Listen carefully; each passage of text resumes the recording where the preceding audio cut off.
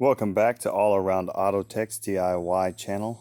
We're working on an '07 Infinity G35, doing the spark plugs. I'm going to show you a way to make this go a little faster than usual. So, to start with, you want to take this cover off, which it's 5 bolts,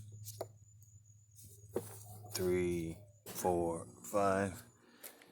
That's up here. Those are 10 millimeters. And then you have, on each side, you have these. So these are 8 millimeters, or you can use a screwdriver. And then it's hooked on this side to the hose. So just get you some pliers.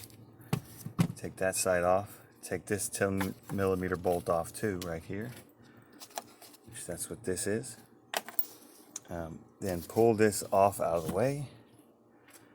Same thing for this side. That's it right there. Take that off, which that attaches here. And then so what we're going to do now, we're not going to take this intake off. We're going to take the throttle bodies and just separate it, but don't take the coolant hoses off. Don't do that. Don't unplug this. Don't do that. Not necessary. And this is a 5. Okay, and then take these 4 bolts off here, 4 on the other side, and then come back.